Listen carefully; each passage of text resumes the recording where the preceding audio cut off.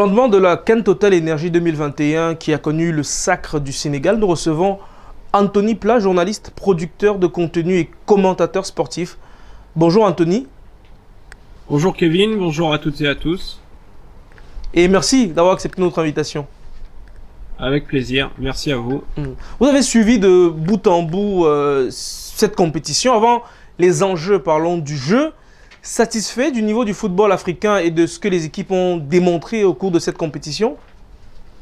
Oui, tout à fait. On peut voir qu'il y a un resserrement de niveau entre beaucoup d'équipes, que les plus petites se mettent à travailler pour rattraper cet écart. On a des formations comme la Gambie qui viennent avec de vrais plans de jeu, de vrais plans tactiques et qui s'y tiennent et qui parviennent à aller assez loin dans la compétition. Donc ça va pousser les grandes nations à travailler encore plus, justement, pour rester au sommet. Et encore une fois, bon, on peut parler du niveau qu'il y avait lors de la première et de la deuxième journée, mais c'est un faux débat, dans le sens où les joueurs avaient été libérés très tardivement. Il faut s'acclimater. Par exemple, pour ceux qui sont en Belgique ou aux Pays-Bas, au mois de janvier, il fait -3 là-bas, et ils viennent au Cameroun avec des températures de 30-35 degrés. Donc même avec la meilleure volonté du monde, les joueurs restent des humains, et ils doivent s'adapter, ils risquent plus de blessures avec ce changement drastique de climat. Donc la compétition est montée en puissance au fil des matchs. Il n'y a pas eu de préparation non plus avant, donc ça a affecté un petit peu la qualité du jeu sur le début de la compétition, mais ensuite on a pu voir qu'il y avait énormément de talents dans de nombreuses équipes, y compris des talents locaux, ce qui montre bien que on n'a pas besoin de jouer dans un grand club pour être performant sur la scène internationale. Le Sénégal remporte cette coupe avec un coach local, Aliou Cissé, ancien capitaine des Lions de la Teranga. Il est coach de cette équipe depuis 2015. Il a été maintenu à ce poste malgré quelques échecs. Est-ce que ce n'est pas aussi la victoire d'un choix managérial, celui du Sénégal notamment, dans un continent où les pays voient passer plusieurs coachs, des fois sur une seule année, où certains sont virés dès le premier faux pas, Anthony? Non, mais il y a beaucoup de gens qui s'interrogent sur le classement FIFA. Mais il faut quand même souligner que le Sénégal, c'est l'équipe la plus constante sur la scène internationale depuis l'arrivée d'Aliou Cissé. Ça va faire bientôt 7 ans. Il a qualifié les Lions de la Teranga pour la Coupe du Monde. C'était une première depuis 2002. C'est quand même exceptionnel. Ils ont fini quart de finaliste en 2017 de la CAN, finaliste en 2019. Là, ils sont sacrés. Ça montre encore une fois qu'il faut donner la chance aux entraîneurs, surtout quand ils travaillent bien et qu'ils ont le vestiaire qui va se battre vraiment pour eux jusqu'au bout. Donc il est vrai que le choix du sélectionneur, c'est toujours un sujet délicat, surtout quand les résultats ne suivent pas forcément. Mais quand on regarde le Sénégal sur l'ensemble de la compétition, au début c'était compliqué. Ils avaient beaucoup d'absents, mais le plus important, c'est pas comment on commence le tournoi, mais comment on le finit. Et ils l'ont fini de très belle manière, parce que sur la finale, si on regarde... ils ont le plus gros des occasions nettes, ça joue. On a des défenseurs latéraux qui sont aussi très portés vers l'avant. Et au final, le résultat n'est que mérité pour le Sénégal. Ça rejoint un peu le débat en cours au Cameroun. D'ailleurs, vous l'avez un peu évoqué sur votre page il y a quelques jours. Celui concernant le maintien ou non du coach Tony Conceição. Le ministre des Sports et de l'Éducation physique, Narcisse Mouelé-Kombi, s'est exprimé à ce sujet en disant que pour lui, il n'était pas question de chasser le coach pour le moment. C'est une nouvelle qui n'est pas forcément très bien accueillie par les fans de l'équipe nationale du Cameroun. Quel est votre avis à ce sujet justement, Anthony? À ce sujet, la difficulté, c'est qu'il y a les éliminatoires de la Coupe du Monde 2022 qui arrivent très rapidement. Il y a des problèmes dans le vestiaire, c'est sorti en public, donc c'est quelque chose qu'il faut suivre avec attention. Le problème, c'est qu'au Cameroun, bon, on peut me dire qu'il y a une direction technique nationale, mais elle est assez fantomatique, puisque c'est le ministre, au final, qui fait le choix de maintenir ou non le sélectionneur. Vis-à-vis de Conceição, le bilan sur le papier n'est pas mauvais, je veux dire demi-finaliste de la CAN, premier du groupe en éliminatoire de la Coupe du Monde, premier du groupe aussi à l'issue de ce tournoi, mais il est clair qu'il y a de grosses lacunes vis-à-vis du coaching. Très peu de circuits préférentiels, puisqu'on a quand même une certaine, moi j'appelle ça la Collins Faye dépendance. C'est quand même le joueur qui a touché le plus de ballons dans tout le tournoi, et sur la demi-finale face à l'Égypte, il a touché, je crois, de mémoire 118 ballons. Le seul joueur camerounais avec plus de 100 ballons touchés. Le latéral droit n'est pas un dépositaire du jeu, donc tactiquement il y a quelques lacunes. Et il est clair qu'on peut pas se remettre seulement sur les centres de Collins Faye pour aller marquer des buts. Et tout au long de la compétition, On a vu ce gros penchant pour le côté droit, un manque de variété certain. Et au milieu de terrain, il y a des joueurs qui sont critiqués. Je trouve que c'est pas forcément fondé dans le sens où Zambo Anguissa n'est pas à son poste. Il est pas dans son rôle, il est pas bien utilisé. J'ai eu l'occasion durant la compétition d'échanger avec des amis qui travaillent pour le staff de Fulham. Même eux ne comprennent pas finalement la façon dont ce joueur est utilisé. On sait pas s'il est milieu défensif, s'il est milieu récupérateur, s'il va se projeter un peu plus vers l'avant. Donc il y a eu des choses qui ont été améliorées, notamment Ngamaleu et Toko Ekambi qui permutaient beaucoup devant. Ça permet de désorganiser la défense adverse, c'est une très bonne chose. Mais il manque un joueur capable de créer quelque chose, de percuter, de faire les différences en 1 contre 1. Un joueur du profil d'Ismail Assar par exemple, si on veut comparer. Parce que face à l'Égypte, pour moi, c'était fondamental d'avoir un joueur de ce calibre-là, justement pour provoquer des pénaltys, pour provoquer des fautes. Des cartons jaunes en début de match dans une demi-finale, c'est très important. Surtout que l'Égypte est très très faible en 1 contre 1. La défense et les milieux ne vont pas vite.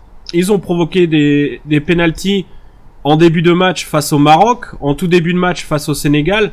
Ça montre encore leur lacune. Et quand un milieu de terrain est battu en 1 contre 1, souvent, c'est tout le milieu qui est éliminé de l'équation et on n'a pas suffisamment su jouer sur les faiblesses de l'adversaire. En tout cas, c'est mon avis. Pour revenir aux enjeux concernant l'organisation de cette Coupe d'Afrique des Nations, Anthony, le Cameroun avait la lourde responsabilité d'organiser une CAN à 24 après un premier glissement de date. Paris réussit sur le fait, mais comment comprendre l'avalanche de critiques dont le pays a fait l'objet pendant un mois? Certains ont évoqué un complot contre le Cameroun. Vous croyez à cette hypothèse? Un complot contre le Cameroun, non, mais il faut savoir que dans l'Afrique francophone, les médias les plus influents sont les médias, je vous laisse répondre, français. Et malheureusement, dès qu'il y a quelque chose de négatif, ces médias vont se saisir de ce négatif-là pour le véhiculer et pour le publier un petit peu partout, et on sait que ça sera très relayé. Dans ceux qui ont attaqué, il y a des menteurs, dans ceux qui ont défendu, il y a des menteurs, mais personne n'a su vraiment trouver l'équilibre et le juste milieu par rapport à toutes ces choses. Ce qui est fort dommage. Moi, j'ai beaucoup aimé mes amis, j'ai beaucoup d'amis à Sky Sports en Angleterre. Eux se sont vraiment concentrés sur le jeu et c'était fascinant dans la façon dont ils ont diffusé et dont ils ont couvert l'événement. Donc toutes ces informations-là sont pas vraiment représentatives de l'organisation de cette CAN à mon avis. Il y a du bon, il y a du moins bon, mais dans toute organisation, quoi qu'il arrive, il y a toujours des choses à reprocher. C'est pour ça qu'il faut faire un bilan. Et je pense qu'il est encore trop tôt pour tirer un vrai bilan de cette Coupe d'Afrique des Nations. En tout cas, d'un point de vue de l'organisation, il faut vraiment regarder tout ce qu'on peut mieux faire pour que les prochaines éditions soient encore plus fortes. Donc un Cameroun bashing, peut-être, de la part de certains internautes, mais encore une fois, l'internet c'est une distraction et les réseaux sociaux, toutes ces mauvaises informations se répandent très très rapidement, c'est assez malheureux. Moi, je tiens quand même à préciser une chose que les gens ne comprennent pas et apparemment ne veulent pas comprendre, c'est que quand vous êtes à l'étranger, que ce soit le Cameroun, la Côte d'Ivoire, le Gabon, le Mali, ce que vous voulez, les gens ne font pas la différence. C'est le foot africain dans toute sa totalité, en intégralité. Ils font aucune différence là-dessus. Donc si certains veulent attaquer le Cameroun par exemple, ils s'attaquent aussi eux-mêmes. Et ça, il faut qu'ils finissent par le comprendre un jour parce que c'est bien beau de parler que du négatif, de critiquer sans vraiment apporter de solutions réelles, parce que c'est exactement de cela qu'il s'agit, on critique un joueur, on dit il est nul, mais on dit pas ce qu'il doit faire mieux, on critique une organisation, elle est nulle, on dit pas ce qui peut être mieux fait, et on oublie l'Euro 2016 pour le problème des pelouses. L'Euro 2016, les pelouses en France étaient catastrophiques, moi j'y étais. Le drame d'Olembe, aussi malheureux qu'il puisse être, et moi ça m'a vraiment affligé durant ce tournoi, moi j'étais à Londres, pour la finale de l'Euro l'été dernier. On aurait pu avoir le même drame. Les supporters anglais étaient tous fortement alcoolisés, il était même pas encore midi. Ils ont saccagé la ville. Nous, on a été obligés de se cacher carrément dans un pub avant de pouvoir aller au stade. Et ensuite, ils ont escaladé les grilles de la même façon qu'on a vu à Olembe. Et il y aurait pu avoir de gros mouvements de foule. Enfin, il y a eu de gros mouvements de foule. Il y aurait pu y avoir un drame. Mais finalement, ces personnes-là ont été maîtrisées parce que la police anglaise a une arme fondamentale pour ce genre de choses, c'est les policiers à cheval. Et vous pouvez avoir des centaines de personnes qui courent vers un endroit du stade, vous y mettiez 3 chevaux avec des policiers dessus, croyez-moi, ils vont vous emmener là où ils ont envie de vous emmener. Donc non, il y a beaucoup de choses à revoir, c'est évident. Les responsabilités se rejettent, il y a des enquêtes, il y aura certainement des actions au tribunal pour des histoires d'assurance, pour ce genre de choses. Il faut attendre la fin des enquêtes. Derrière ça, critiquer pour critiquer, c'est facile. On fait beaucoup de polémiques pour pas grand-chose. Est-ce que c'est vraiment un Cameroun bashing? Je pense pas, parce que c'est pas le sentiment que j'en ai de la majorité des gens. Mais c'est toujours cette petite minorité rageuse qui fait beaucoup parler, qui fait beaucoup de bruit, mais qui n'est pas représentative finalement de l'opinion générale. Après la tenue d'une compétition de cette envergure et au vu des moyens déployés pour la construction d'infrastructures sportives, on s'interroge sur la capacité du pays à les entretenir. On voit par exemple le cas gabonais, des reportages ont été diffusés sur l'état des pelouses qui, en 2015 et en 2017 notamment, ont abrité des compétitions de grande envergure, la CAN notamment. Comment éviter d'en arriver là, Anthony, surtout dans un pays où, pour le moment, les championnats n'ont pas encore véritablement repris? Non, exactement, ça c'est une grande question et je pense que pour y répondre, bon, vous savez, il y a beaucoup de corruption, beaucoup d'histoires dans le football gabonais qui n'a pas de championnat depuis 2 ans, des affaires de pédophilie, des choses absolument monstrueuses. Donc, bon, chaque pays a sa propre réalité. Concernant le Cameroun, ce sont des stades qui ont coûté très cher et qu'il faut rentabiliser. Donc, derrière ça, je pense qu'il y a des personnes qui doivent aussi donner des explications. Encore une fois, il faut des enquêtes, il faut des audits, il faut tirer le bilan. Mais pour les maintenir, il faut les viabiliser, mais pas seulement par le football. Il faut réussir à, je sais pas, vous pouvez y mettre des spectacles, y faire jouer quelques matchs de championnat quand ça va reprendre, et y ajouter des spectacles avec des chanteurs, ce genre de choses, pousser les gens à aller au stade pour voir les rencontres, que ce soit pas des stades utilisés seulement pour les rencontres des lions indomptables. Il y a beaucoup d'idées qu'on peut faire, par exemple une journée du championnat spéciale, un événement dans un des stades avec des concerts, avec ce genre de choses. On peut appeler ça, je sais pas moi, le Magic Weekend. Il y a beaucoup de choses qui peuvent être mises en œuvre, mais il est clair que l'entretien ça a un coût. Normalement, dans ce genre de choses, il faut un budget, donc il faut s'y tenir. Mais l'entretien sera suivi avec beaucoup d'attention. Ils savent qu'ils sont sur le devant de la scène, donc c'est à eux de répondre aux attentes. Est-ce que ça va finir comme au Gabon ou pas? Pour le moment, on n'est pas en mesure de répondre. Mais quelles seront les solutions apportées justement pour rentabiliser, viabiliser ces stades sur la durée? Anthony Plat, le tableau des matchs comptant pour les barrages des qualificatifs du Mondial Qatar 2022 en zone Afrique sont connus. On a 5 rencontres qui promettent de créer des étincelles. On affiche Égypte-Sénégal, Cameroun-Algérie, Ghana-Nigeria, RD Congo-Maroc, Mali-Tunisie. Comment vous voyez ces rencontres? Comment est-ce que vous les analysez? Est-ce que vous avez déjà des petits plans et des pronostics éventuellement sur l'identité des 5 représentants de l'Afrique à ce grand rendez-vous du football mondial? Non, des pronostics, j'en ai pas. Je pense que c'est pas le moment de vraiment les faire. On peut pas se baser sur ce qui a été montré à la CAN. C'est un contexte complètement différent. Je rappelle que la VAR est obligatoire. Certains pays doivent l'installer dans leur stade. Alors on ne sait pas s'il y a des nations qui sont capables d'abriter des rencontres. Il est clair que pour l'Égypte, il y aura une grosse revanche à prendre avec le Sénégal qui va d'ailleurs inaugurer son nouveau stade, magnifique à Rennes. De ce côté-là, tous les matchs, ce sont des gros matchs. Tout le monde a la possibilité de se qualifier pour la Coupe du Monde, double confrontation aller-retour. Donc il n'y a pas vraiment d'analyse à faire. Tout dépend comment les joueurs auront récupéré, comment ils seront dans leur club, qui seront les blessés, qui sera capable d'être sélectionné. Il y aura eu des changements de management, des changements d'entraîneurs dans certaines sélections, comme la Tunisie par exemple. Donc tout ceci, c'est un contexte assez fort. Et non, ça risque d'être compliqué. De toute façon, ce sont des matchs difficiles pour toutes les formations. Concernant le Cameroun, moi je pense qu'il faut abriter ce match dans un stade ou dans une ville qui est vraiment très chaude et passionnée par le foot. Moi j'aimerais bien voir ce match joué à Japoma par exemple. Justement, le choix a été porté sur Japoma à Douala. Non, exactement. Et ça, je pense que c'est un bon choix parce que les Algériens, eux, ils vont t'emmener à Blida. Et crois-moi, là-bas, c'est la folie pure. On n'est pas très loin d'Alger, mais vous avez le sentiment que le public de Yaoundé est un peu plus froid par rapport à celui de Douala? Bon, on l'a vu quand même par rapport à la compétition, si on le voit sur l'ensemble, et n'importe quel international camerounais te dira que jouer à Yaoundé et à Douala, c'est pas la même chose. Hein.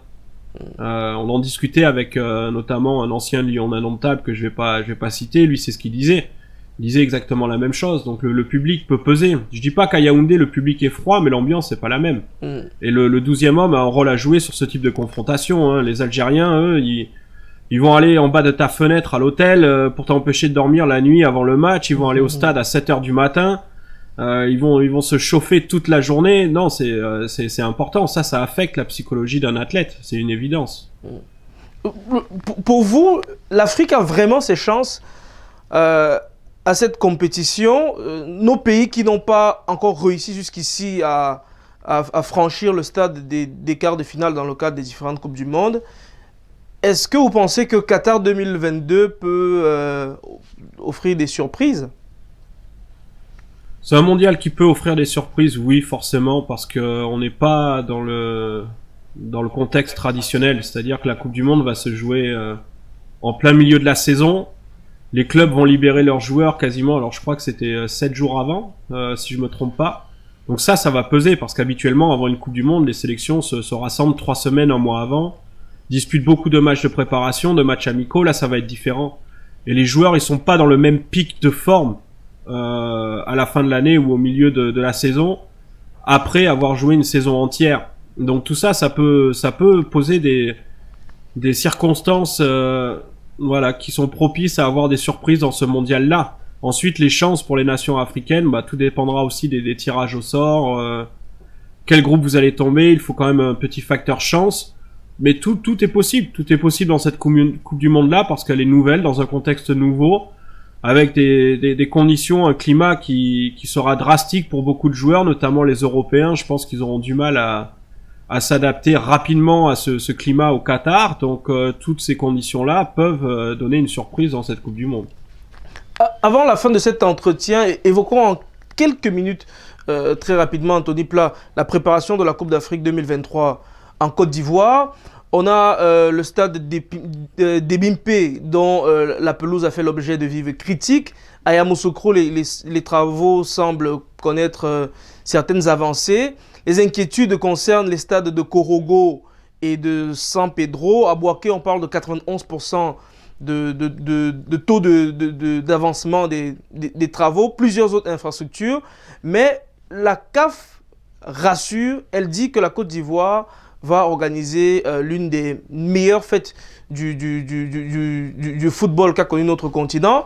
Vous êtes consultant pour plusieurs médias sur place à Abidjan. Vous connaissez très bien le pays, vous avez des contacts là-bas. Est-ce que vous partagez le même enthousiasme que la CAF et son secrétaire général notamment? Non, tout à fait, mais j'ai pas l'impression qu'on tire les leçons du passé. On a fait la même chose avec le Cameroun pendant des mois et des mois. Les polémiques, on les compte par... je sais même pas si c'est par centaines, mais c'est par milliers, pour être honnête avec vous. Et là, on reprend les mêmes et on recommence, avec les mêmes histoires, les mêmes stupidités, futilités. La CAN 2023 va se jouer durant l'été 2023. On est à 1 an et demi, 18 mois, peut-être un petit peu moins de cette prochaine CAN. Quand il y a des stades qui font des inquiétudes, mais un avancement des travaux qui est à plus de 90%, écoutez, moi je trouve que c'est positif. Ils ont jusqu'à la fin de l'année pour les livrer, donc attendons la fin de l'année, laissez-les travailler. Il faut les laisser travailler, il faut les laisser finir cette organisation et apporter un soutien aussi. Je veux dire, le Cameroun a une belle expérience par rapport à ça, donc je pense que le Cameroun aussi a un devoir justement de transmettre le savoir par rapport à ce qui a marché, ce qui a pas marché. Bon, il y a des affaires qui sortent aussi à la fédération ivoirienne, mais ça se verra peut-être un petit peu plus tard, mais c'est pas, voilà, ça n'a rien à voir. Il y a des problèmes politiques par rapport à l'organisation, mais ça reste secondaire d'une certaine façon. Moi, je pense que la Côte d'Ivoire sera amplement capable d'organiser cette compétition. On est encore assez loin de l'échéance, donc laissons-les travailler, laissons la CAF travailler, qui a déjà envoyé des délégations sur place pour observer, pour analyser, pour mesurer. Donc non, moi je pense qu'il est tôt déjà pour faire des polémiques sur ce sujet-là. Anthony Plat, merci d'avoir accepté notre invitation dans le cadre de cette édition de Le Talk sur Focus Média Afrique. Merci à vous et je vous souhaite une excellente journée, soirée et encore une fois Bah, merci à toutes celles et ceux qui ont permis d'organiser cette CAN. Je parle pas des têtes d'affiche, mais je parle des gens, des stadiers, de tout le monde. C'était une magnifique Coupe d'Afrique des Nations au Cameroun. J'ai eu d'excellents retours de la part de mes confrères aussi. Donc tout n'est pas forcément négatif. Il faut simplement se pencher, faire son bilan, revoir ce qui n'a pas fonctionné et apprendre pour le futur, tout simplement. Merci à vous. Merci. Quant à vous, chers internautes, on se donne rendez-vous très prochainement pour de nouvelles productions sur Focus Media Afrique. N'oubliez surtout pas de vous abonner sur nos différents comptes en ligne. À très bientôt. Portez-vous bien.